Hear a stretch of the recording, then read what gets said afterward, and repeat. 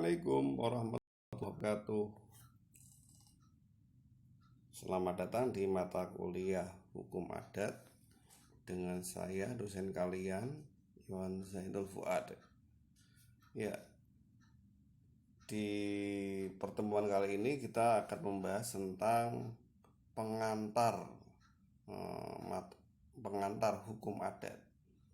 Ya, untuk membahas materi ini akan saya bagi menjadi dua bagian, dua pembahasan, yakni pentingnya hukum adat, dan berikutnya mungkin di lain pembahasan, lain video kita akan membahas tentang culture war. Dua hal ini penting untuk diketengahkan terlebih dahulu untuk melihat bagaimana sih urgensitas pentingnya keberadaan hukum adat di tengah era kekinian. Ya, materi culture war nanti untuk melihat bagaimana sih peta peradaban dunia yang melatar belakangi penting atau tidaknya hukum adat. Nanti akan kita lihat. Yuk, simak terus video ini sampai selesai. Next. Ya, kita awali dari quote terlebih dahulu.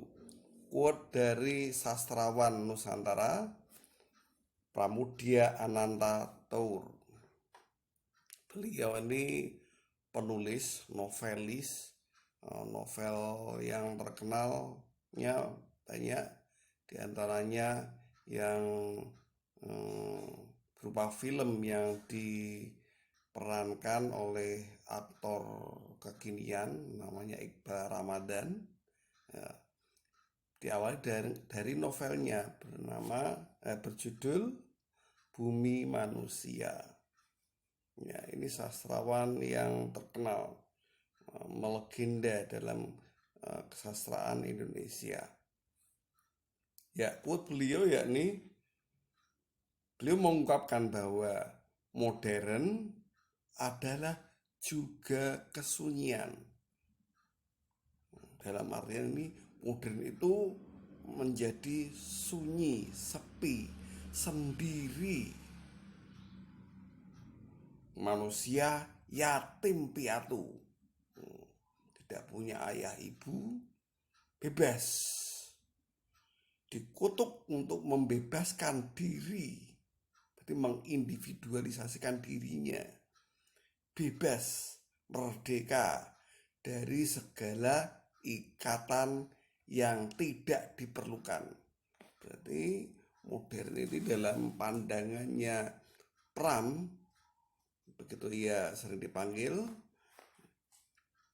ya ini kesendirian. Modern itu kesendirian, individualisme yang lepas dari berbagai ikatan-ikatan. Karena ikatan ini dalam perspektif pemikiran individualisme tidak diperlukan. Ini maha mengikat kebebasan individu. Nah, ikatan-ikatan ini yang tidak diperlukan ini adalah salah satunya adalah adat. Termasuk yang kita pelajari dalam perspektif individualisme, modernisme, ini keberadaan adat ini tidak diperlukan. Bahkan nyerimpet-nyerimpeti, cara Jawa ini seperti itu. Nyerimpet-nyerimpeti, menyusahkan, mengikat, membuat individu tidak lagi menjadi bebas. Karena ada ikatan adat, tradisi, kebudayaan komunal dari komunitas masyarakat. Ini bisa membelenggu kebebasan pribadi. Nah, selain adat, apa yang membelenggu? Darah. Dalam artian di sini adalah keluarga.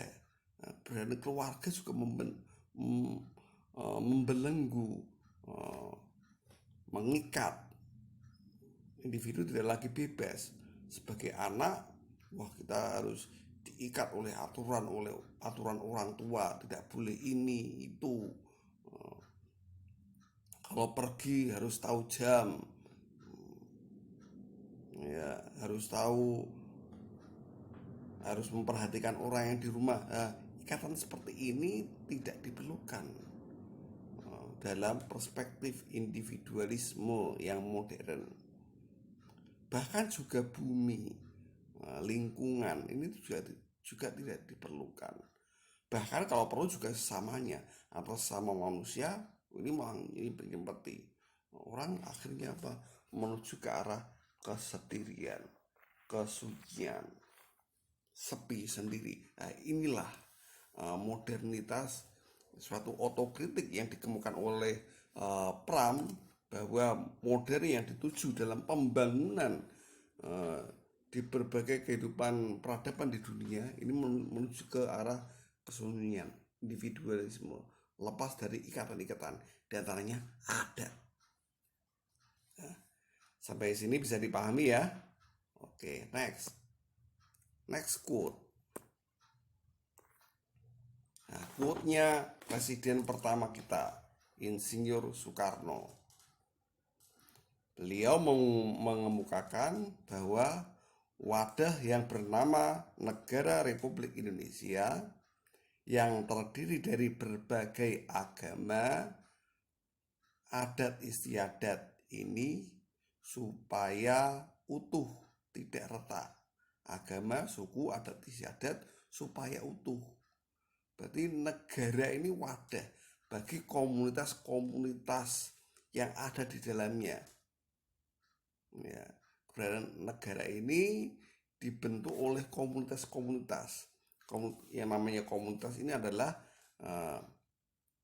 kelompok-kelompok, tidak lagi individu-individu tapi kelompok-kelompok. Nah, keberadaan kelompok-kelompok ini, kelompok agama misalnya kaum muslimin, kaum Nasrani, dan seterusnya, ada 6 agama yang kita anut, ini dipelihara oleh negara, karena itu yang menyatukan keberadaan kita sebagai menjadi bagian dari Negara Kesatuan Republik Indonesia. Nah, suku ada Jawa, Minang, Aceh, Dayak, Asmat, dan seterusnya. Ini komunitas-komunitas ini seharusnya dipelihara oleh negara, karena ini yang menyatukan.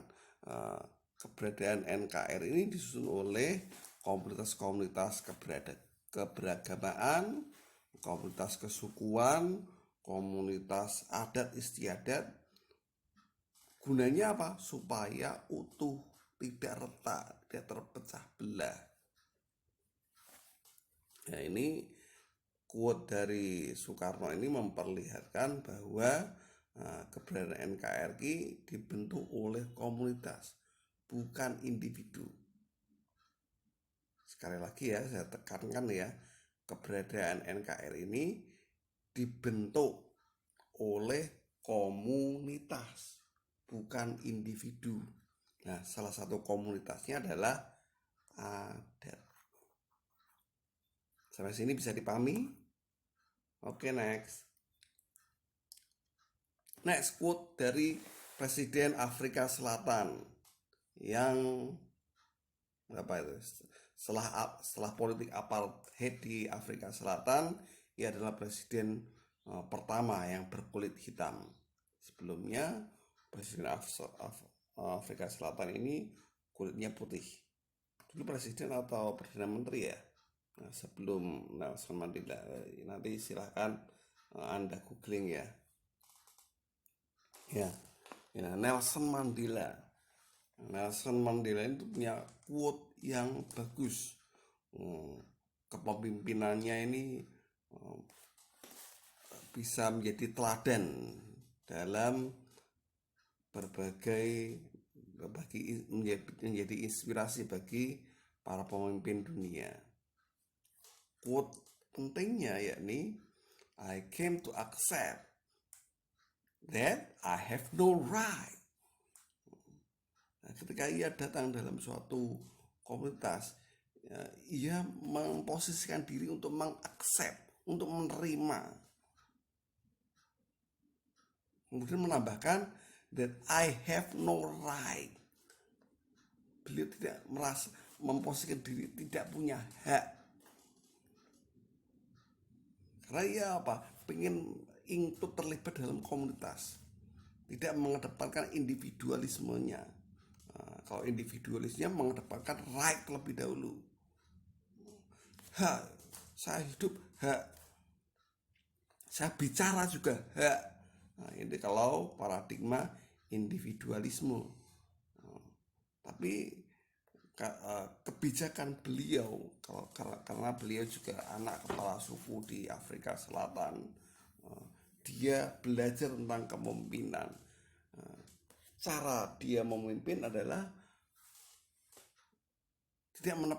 dia melepaskan egonya terlebih dahulu. Jadi egonya dipinggirkan.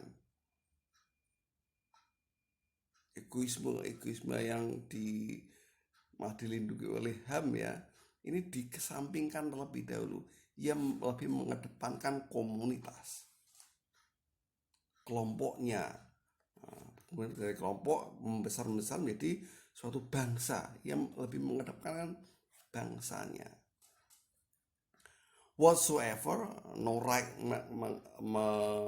memposisikan no right ini tidak punya hak whatsoever to judge others, dengan cara tidak buru-buru menilai orang lain. Jadi penilaian diri kita tentang orang lain ini dikesampingkan terlebih dahulu, dan ini menjadi budayanya, dan ia bangga akan budayanya tersebut. Nah, ini patut dicontoh ini. Next, ya ini seorang ilmuwan psikologi sosial, Jonathan Haidt. Karyanya yakni Righteous Mind atau Righteous Mind, pola berpikir righteous, kanan. Ya, temuan dari Jonathan Haidt yakni tentang fondasi moral. Dia menteorisasikan beberapa fondasi moral yang ternyata fondasi moral ini bisa beragam, bisa bermacam-macam. Ia membantah keberadaan bahwa moralitas ini hanya terbatas pada keadilan saja, atau moralitas ini hanya terbatas pada kepedulian kita terhadap sesama saja. Ternyata moralitas yang ada di dunia ini beragam. Ya. Nah, temuannya tentang keragaman moralitas ini menjadi trendsetter dalam kehidupan keilmuan di zaman sekarang. Temuan-temuannya ini dikembangkan oleh ilmuwan-ilmuwan muda lainnya. Beliau masih hidup dan masih aktif mengajar. Beliau seorang dosen dari Virginia, University of Virginia. Kemudian pindah ke Stanford School of Business di New York. Ya, beliau mengungkapkan, menyatu pemikirannya Emil Durkheim. Ini ilmuwan abad 19 klasik. Beliau lebih tua dari Karl Marx. Nah, Emil Durkheim ini mengungkapkan bahwa sebenarnya Homo sapien atau manusia adalah Homo duplex. Benar-benar Homo duplex. Apa sih Homo duplex?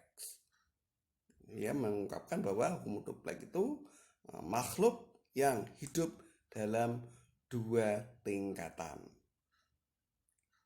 baik di tingkat individu maupun sebagai bagian dari masyarakat yang lebih luas. Jadi homo duplex, kita manusia itu sebenarnya homo duplex, tidak melulu masyarakat yang individualistis, tapi juga masyarakat yang sosialis.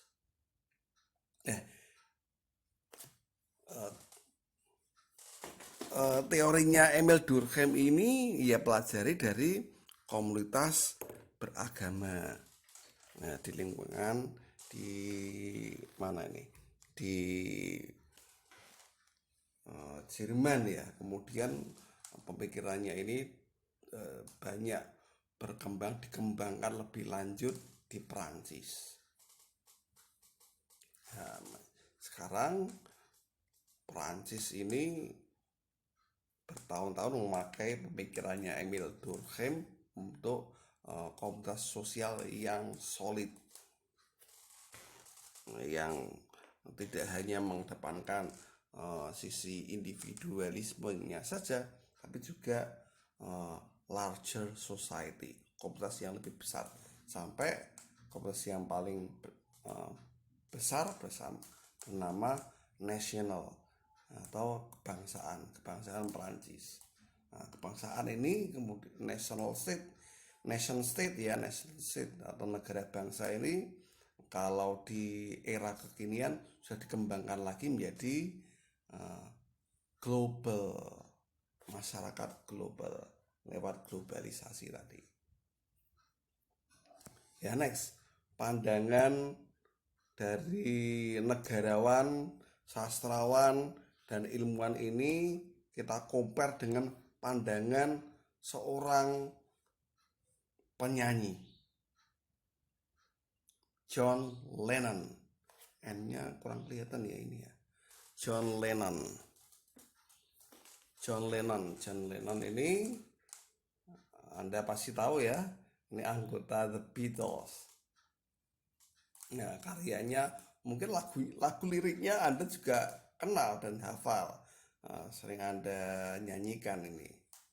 Ya, mungkin coba kita nyanyikan sedikit ya. Imagine there's no countries. Bayangkan tidak ada negara. It's hard to do. Wah, nggak sulit, gampang nek ra ono negara iki. Nothing to kill or die for. Nggak ada bunuh-bunuhan, perang itu karena adanya negara. And no religion too. Perang bunuh-bunuhan juga karena agama, banyak ini. Bagi dia adanya negara, adanya agama mending nggak ada, karena mereka pangkal dari adanya peperangan, perpecahan, dan pertumpahan darah. Imagine all the people living life in peace. Seperti itu. Untuk mencapai kedamaian, bagi pemikiran visi seorang John Lennon, visinya ini banyak diadopsi di era kekinian. Jadi ya, masyarakat global tanpa negara dan juga tanpa agama. Insya Allah menurut dia ini akan menuju ke arah kedamaian. Biar damai bagaimana? Negara rasa ngatur-ngatur, agama juga rasa melu-melu, seperti itu. Ya, you may say, gimana nih liriknya? You may say I'm a dreamer, but I'm not the only one. Gitu ya. I hope someday you'll join us. Kita akan join ini, and the world will be as one. Ya, ini impian, visi seorang John Lennon tentang peradaban dunia, dan visinya ini diimani juga oleh masyarakat dunia. Harapan John Lennon tentang visinya ini dikabulkan dan menjadi pandangan mainstream dalam peradaban dunia. Ya ini apa? Masyarakat yang sekuler, masyarakat yang individualis, masyarakat yang tidak memerlukan komunitas. Salah satu komunitas terbesar yang mengatur adalah negara. Negara tidak diperlukan bagi seorang John Lennon. Tujuannya apa? Untuk memperoleh kedamaian. Nah, jadi kedamaian bisa terwujud kalau hidup ini tanpa negara dan juga tanpa agama, individual dan sekuler. Menurut pandangan John Lennon. Nah, ini silahkan Anda comparekan mana yang terbaik. Ini peradaban umat manusia ini kan kehidupan yang kita bangun, yang ingin kita wujudkan bersama. Kita pakai visinya para ilmuwan negarawan tadi atau memakai visinya seorang John Lennon. Ya, semuanya dikembalikan pada kita. Tapi melihat perkembangan kehidupan sekarang, tampaknya visi John Lennon ini lebih diimani, lebih dianut dan berusaha diuniversalkan ke seluruh dunia. Sama ya, diuniversalkan. Berarti apa? Seluruh semesta alam ini harus memakai paradigmanya John Lennon. Ya, kita ulas. Tadi masih pembukaan tadi. Semoga membuka pikiran kita ya. Ayo next. Pentingnya hukum adat. Pentingnya hukum adat. Penting nggak sih? Ya coba kita ulas. Aduh, gimana nih? Penting nggak sih? Nah, pertama, kita awal dari asumsi tidak pentingnya dulu. Kita akan hidup dalam asumsi.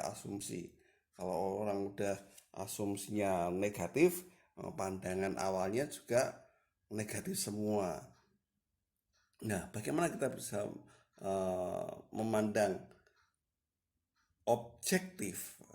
Tentu kita harus melihat secara keseluruhan supaya berimbang, supaya kita tidak terjebak pada pemikiran yang sempit. Ya, kita awali dari yang negatifnya terlebih dahulu. Diawali dari tidak pentingnya hukum adat. Ngapain sih belajar hukum adat? Itu kan peninggalan sejarah zaman dahulu, sudah kuno, tidak sesuai di era kekinian. Kalaupun ada, pantasnya yo ada di museum, dimuseumkan.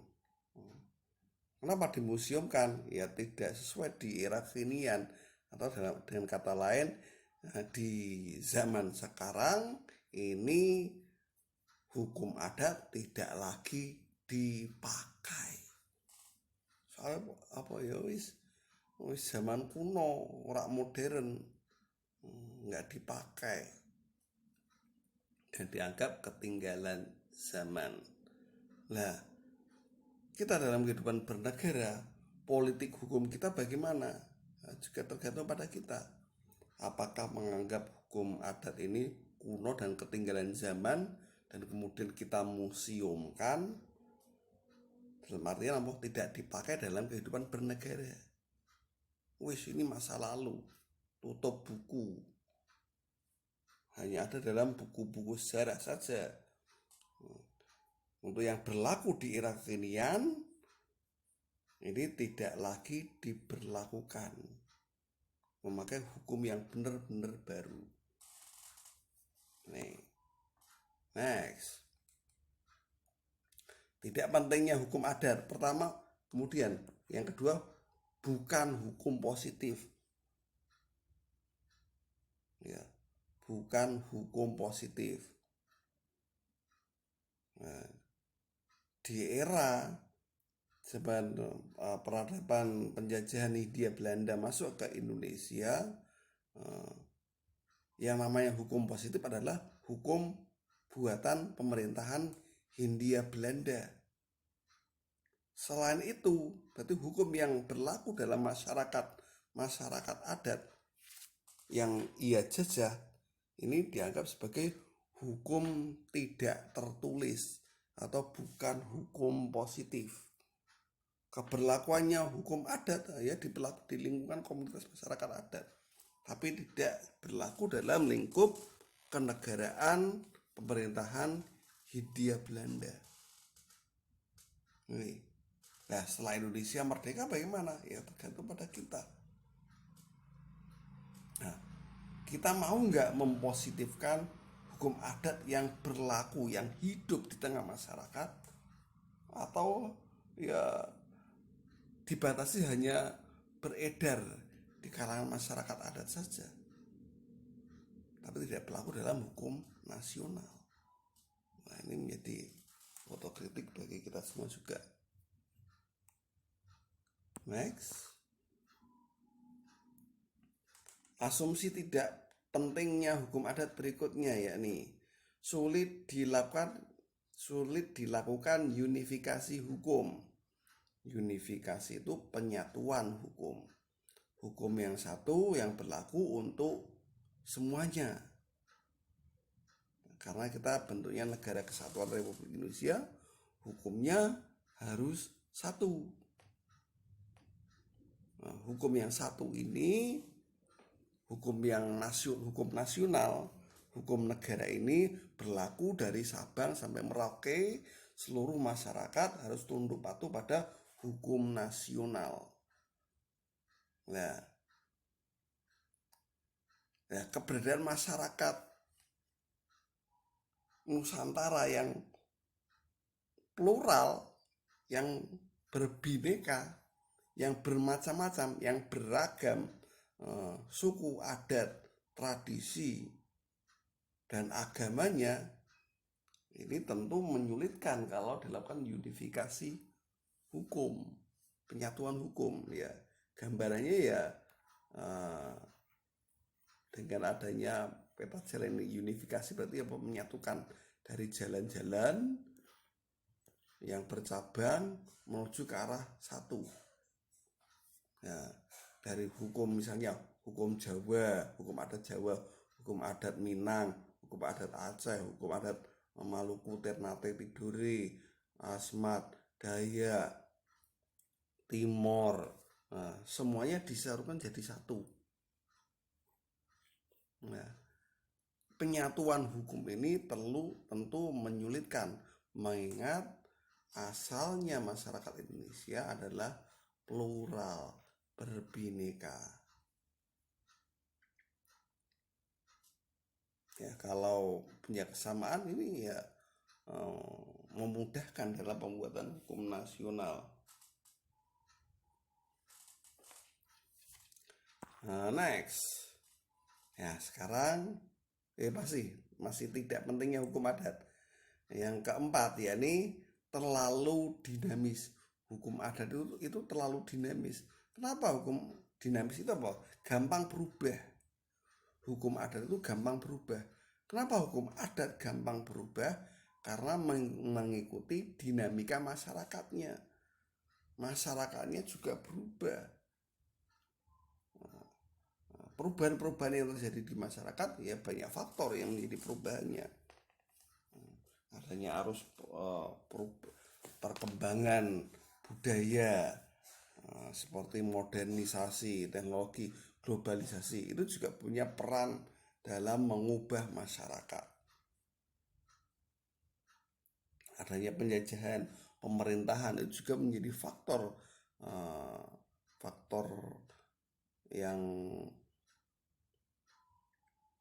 yang berpengaruh dalam mengubah dinamika masyarakat.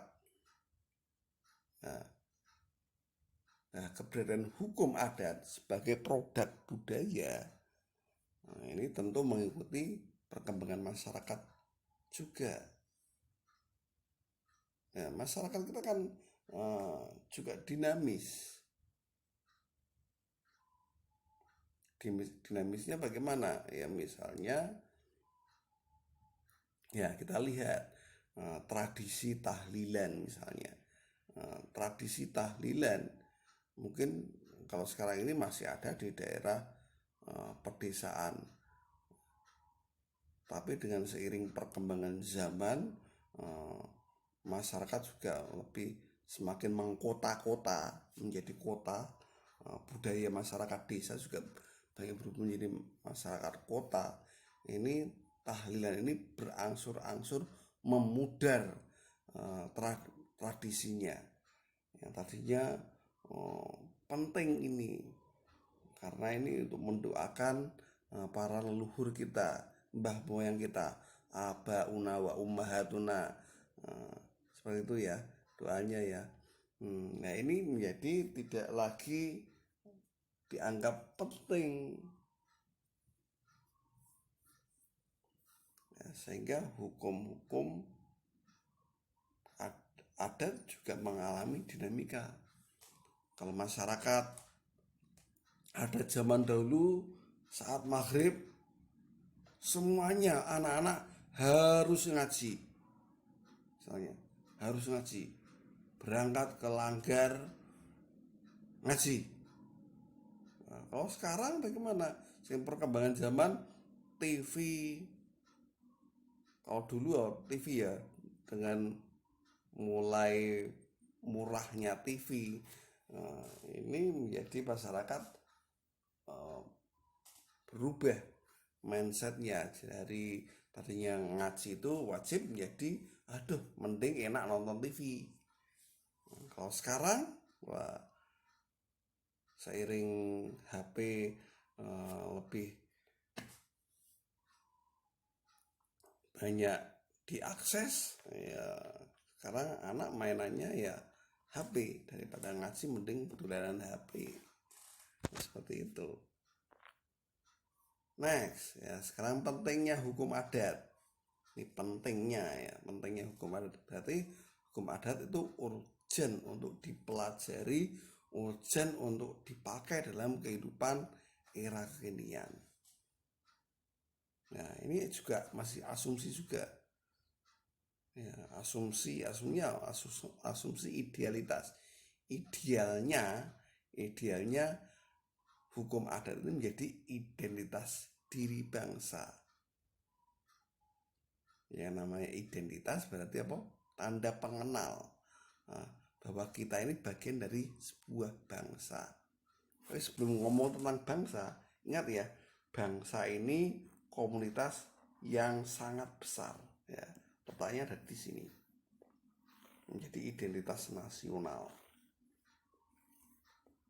Nah, sebelum kita mempunyai identitas nasional, tentu kita juga mempunyai identitas lainnya, seperti identitas kedaerahan. Karena misalnya kita suku Jawa misalnya, maka berbahasa Jawa. Orang Pekalongan, ke daerah yang lebih spesifik ya, orang Pekalongan dengan paura-pauranya. Ini juga ini menjadi penanda bahwa kamu orang Pekalongan. Apa tandanya? Oh, pemangane Megono misalnya. Ya wes, ini menjadi identitas. Ya, tapi identitas yang dimaksud di sini adalah identitas yang menjadi kepribadian, jati diri dia. Jati diri di sini bisa jati dirinya sendiri sebagai individu, jati dirinya sebagai orang daerah, orang Jawa, orang Minang, orang Aceh, orang Batak, orang Asmat, orang Rian, orang Timur, dan seterusnya. Nah, identitas keagamaan misalnya orang Islam, orang Kristen, orang Buddha. Nah, bagaimana kita menemukan identitas nasional? Ya, kalau melihat quote-nya Soekarno, kita juga memakai identitas ini terlebih dahulu. Nah, kita itu orang bisa multiple identity, identitas kita bisa banyak. Jadi jangan kemudian dikonfrontasikan ya, kalau orangnya nasionalis berarti bertentangan dengan ideologi agama. Ideologi nasional kita Pancasila, orang kita berpancasila misalnya, Pancasila dikonfrontasikan dengan Al-Quran. Nah, ini juga tidak benar, ini salah. Karena bagaimanapun juga ideologi nasional ini berkembang dari komunitas. Komunitas apa? Komunitas kedaerahan berdasarkan suku bangsanya, dan komunitas keberagamaan. Ingat ini, penting ini. Kita bisa menjadi sebuah bangsa tanpa dua hal itu nonsen. Karena ini sumber dibentuknya moralitas peradaban kita sebagai bangsa Indonesia. Ya, itu next.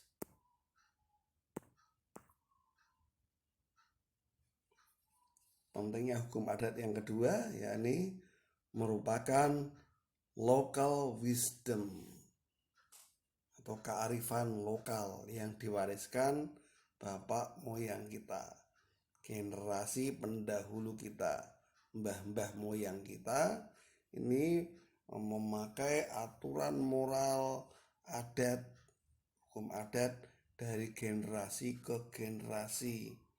Dan pengennya para orang tua kita ada tradisi yang dipakai orang tua ini diwariskan pada kita sebagai generasi penerusnya. Nah, kita sebagai generasi penerusnya bagaimana mensikapinya? Menerima, menolak, atau memuseumkan aturan adat para sesepuh tersebut. Nah, ini juga perlu kita refleksikan mana yang terbaik,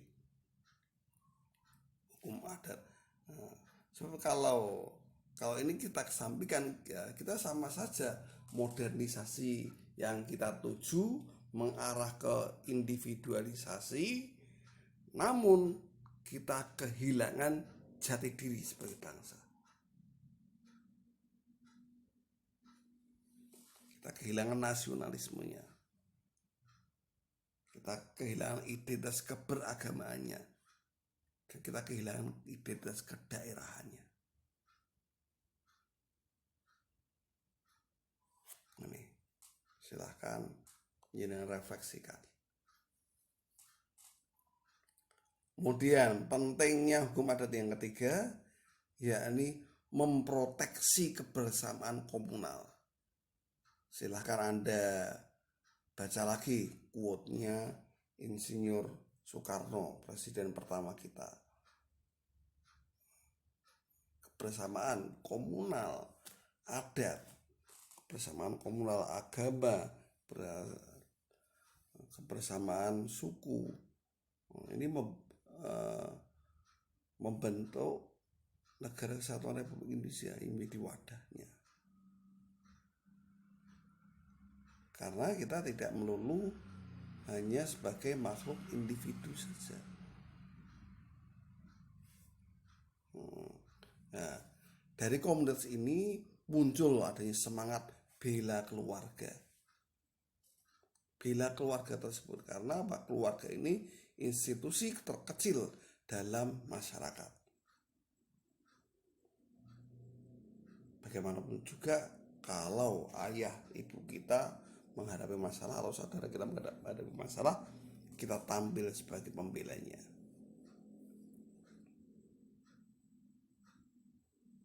Ya, karena apa? Karena mereka adalah keluarga kita.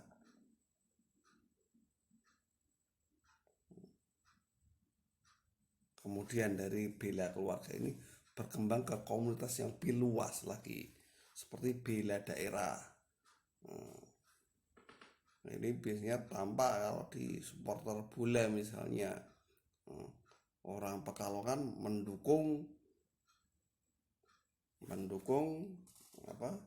klub Persib, Persatuan Sepak Bola Pekalongan, ada supporternya ya.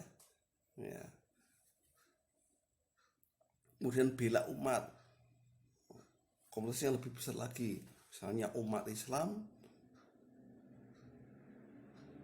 ada solidaritas umat Islam. Kalau ada umat Islam diganggu, umat Islam di Palestina misalnya diganggu oleh Israel,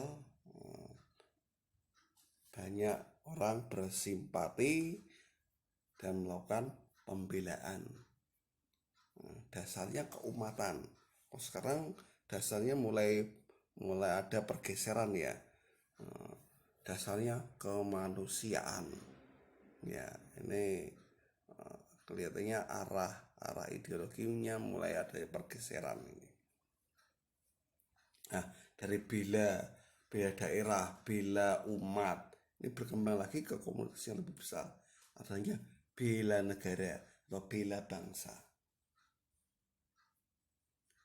Karena sejatinya manusia ini adalah homo duplex, tidak melulu makhluk individualis, tapi juga makhluk yang sosialis.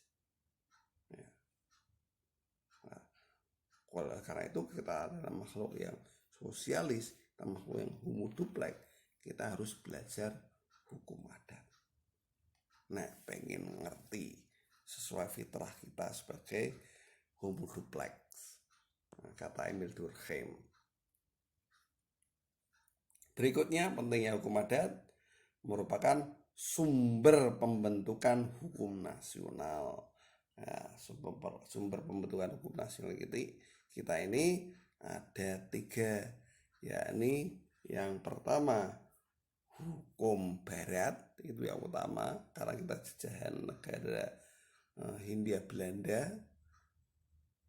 Warisan hukumnya adalah hukum buatan Hindia Belanda. Ini menjadi modal untuk membentuk hukum yang modern. Kemudian yang kedua, hukum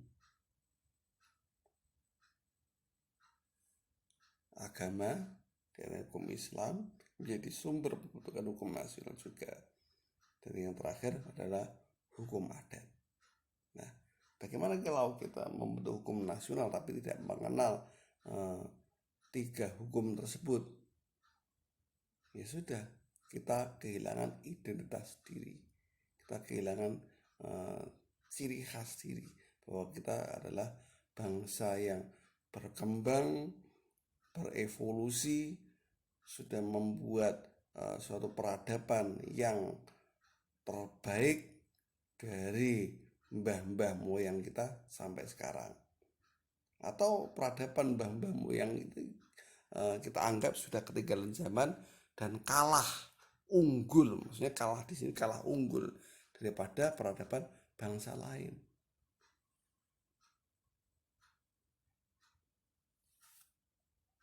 Ya sudah, berarti kita melulu jadi bangsa global, bangsa yang universal.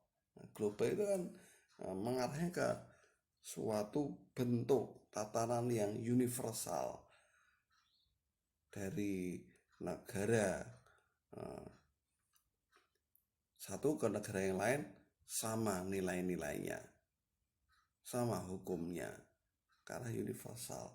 Tapi kita tidak punya ciri spesifik hukum adat di negara kita, hukum adat di daerah kita bagaimana. Kita kehilangan jati diri. Betul ya? Silahkan Anda refleksikan. Ya, ada yang menarik. Kita perlu belajar dari seorang ilmuwan yang lebih tua lagi dari Emil Durkheim. Namanya Carl von Savigny. Carl von Savigny ini ilmuwan yang terkenal dengan teorinya historical jurisprudence, bahwa hukum ini harus berdasarkan sejarah. Kita tidak boleh membuat hukum hanya copy paste dari negara lain. Hukum barat kita translate begitu saja, semuanya gelondongan menjadi hukum nasional. Ini tidak bijak, ini tidak sesuai dengan identitas bangsa yang gimana identitas bangsa ini telah teruji oleh sejarah.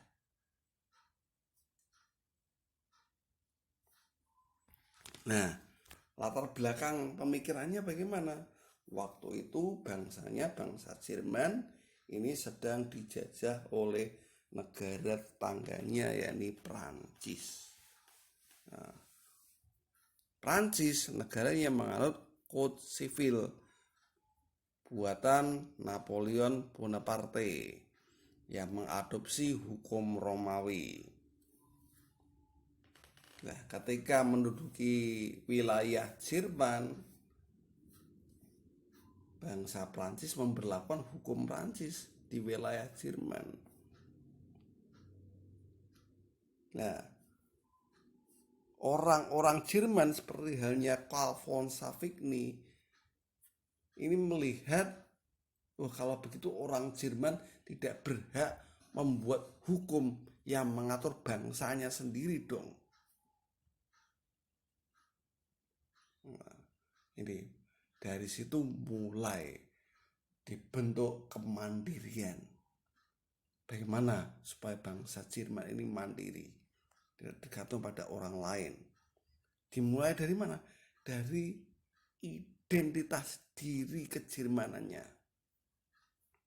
Oleh karena itu beliau mengembangkan pemikiran tentang Volksgeist.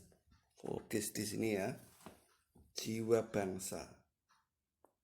Bahwa orang Jerman itu bangsa yang unggul, berasal dari ras unggul, dari Arya, dari suku Arya, suku yang paling unggul di dunia. Kalau suku unggul itu tidak pantas dijajah. Oleh karena itu dari sini muncul pemberontakan Jerman dan lepas dari penjajahan Prancis. Bahkan di kemudian hari Jerman sempat tumbuh menjadi bangsa yang besar, bangsa yang kuat, bahkan ikut serta dalam perang dunia. Tidak hanya ikut serta ya, di sini menjadi pemeran utama, salah satu pihak utama. Anda ingat Jerman dengan nazismenya di bawah Hitler, Adolf Hitler. Ini menjadi bangsa yang kuat dan bahkan melakukan ekspansi di berbagai wilayah dunia lainnya. Ya, meskipun dalam perang dunia kedua tersebut Jerman kalah. Tapi meskipun demikian, nasionalisme kejermanannya sampai sekarang masih sangat kuat. Nah, orang Jerman setia dengan bahasa Jermannya, meskipun mereka tahu bahasa Inggris. Nah, penanaman identitas diri sebagai sebuah bangsa, nasionalisme ini dipupuk dari pengenalan identitas diri, tentang siapa diri kita, who you are as a personal, sebagai seorang individu, diri kita punya kelebihan apa. Kemudian dalam komunitas kedaerahan kita sebagai orang Jawa itu keunggulannya apa sih, itu perlu kita gali. Sebagai sebuah umat beragama, sebagai orang Islam misalnya, orang Islam itu suka kebersihan. Nah, kok kenyataannya umat Islam kemproh, berarti bukan orang Islam itu, meskipun ngaku Islam. Nah, seperti itu kita bentuk sampai di komunitas yang lebih besar sebagai bangsa Indonesia. Bangsa Indonesia apa? Bangsa yang toleran. Saking tolerannya mau-maunya dijajah. Seperti itu ya. Keunggulannya apa ya, toleransi di satu sisi lain ya ada keunggulannya. Tidak suka berperang. Tapi dengan tidak maunya berperang ini berarti apa ya, keberaniannya, semangat kompetitifnya, karena bagaimanapun juga kita menghadapi perang-perang dalam bentuk lain, kita berkompetisi dengan bangsa lain. Kalau hanya mengedepankan toleransi saja, kita sulit untuk menemukan keunggulan, kita sulit untuk berkompetisi dengan bangsa lain, bahkan kita cenderung untuk mengalah saja. Gitu. Ya, silahkan hal-hal ini kita renungkan. Identitas diri kita, identitas nasional kita, sikap kita menghadapi pluralitas. Kita bangsa yang terlahir plural, berbineka. Nah, tapi apakah dengan kebinekaan kita semakin membuka diri kebinekaannya? Dan cara apa? Misalnya bangsa asing monggo silahkan masuk, tanpa ada politik untuk bela negaranya lebih diprioritaskan. Secara sport misalnya, klub-klub banyak mengundang para pemain asing. Ya, ini ya para pemain asing kalau menerima identitas kita sebagai bangsa Indonesia ya mungkin nggak masalah. Tapi kalau hanya sekedar formalitas saja, tapi jeruannya tidak, ini malah semakin menghancurkan. Karena berbineka ini sebenarnya tidak mudah. Kita menjadi bangsa yang multikultural ini tidak mudah. Meskipun keuntungan yang akan kita dapat itu sangat besar, tapi untuk menuju ke sana ini tidak mudah. Jadi bangsa plural apa tidak mudahnya ya menyatukan itu. Kita sudah berapa tahun sih merdeka, tapi masih saja ada pertentangan antar daerah, ada pertentangan antar umat beragama, masih banyak kita temui. Secara kesukuan orang Irian, mahasiswa asal Papua ini digerobyok oleh orang di Surabaya di Jawa Timur itu. Ya, ini kan menandakan bahwa merawat kebinekaan itu sulit. Tidak hanya diperlukan toleransi, tapi saling mengerti, saling menerima. Dibutuhkan penyatuan, adanya kebersamaan antar kelompok-kelompok yang berbeda.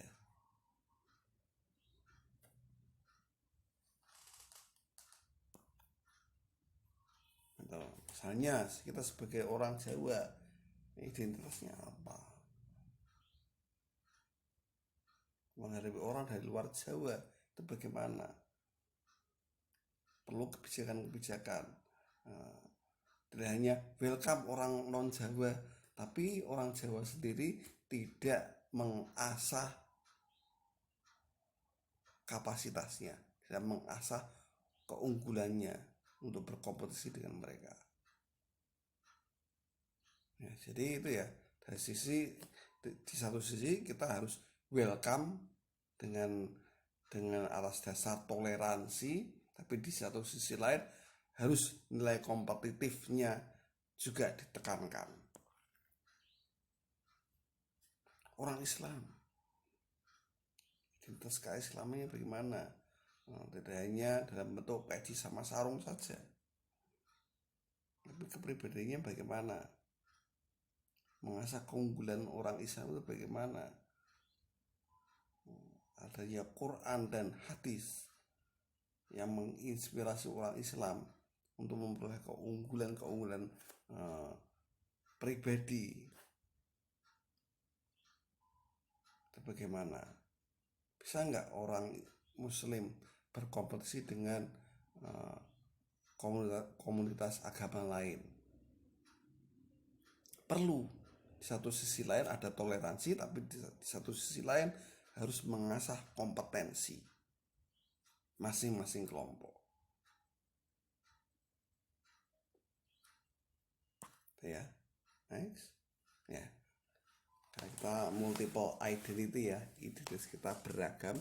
Di sini beragamnya di diversity-nya, keberagaman, pluralitas.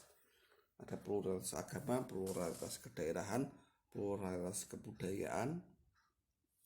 Nah, tapi dari keberagaman ini berusaha untuk disatukan menjadi satu, unite in one, atas nama nasionalisme di sini, keindonesiaan. Nah, kemudian menjadi komunitas yang lebih besar, unite in one, sebagai masyarakat global. Ini identitas kita multiple memang, tapi kalau kita hanya modern saja, hanya menjadi masyarakat global, masyarakat yang beradab adalah masyarakat global, di mana antara satu negara sama negara yang lain regulasinya relatif sama, nilai-nilainya juga sama, seragam. Berarti apa? Kita kehilangan identitas diri. Monggo kita pupuk identitas nasional kita dan identitas kedaerahan dan keumatan kita. Nah, karena apa? Kita bukan makhluk yang individualis saja, tapi kita makhluk yang homo duplex, seperti yang diteorisasikan oleh Emil Durkheim.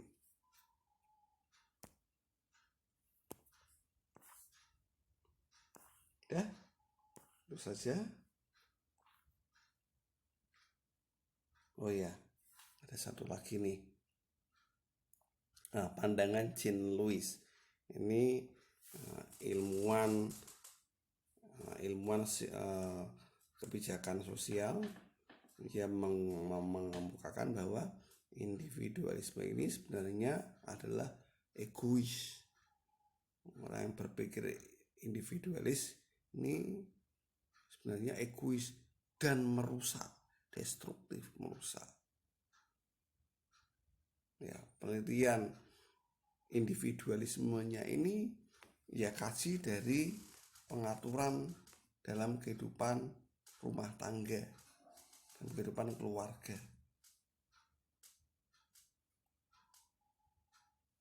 Di bukunya yang terkenal ya ini The End of Marriage, atau akhir dari perkawinan. Karena dalam melihat fenomena yang berkembang dalam masyarakat, ia meramalkan bahwa kehidupan pernikahan ini akan runtuh.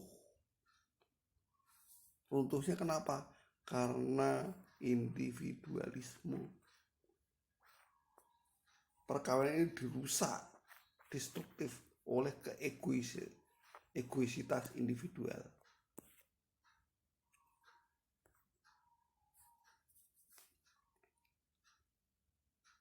Ya, perkawinan dirusak oleh individualisme yang egois dan merusak.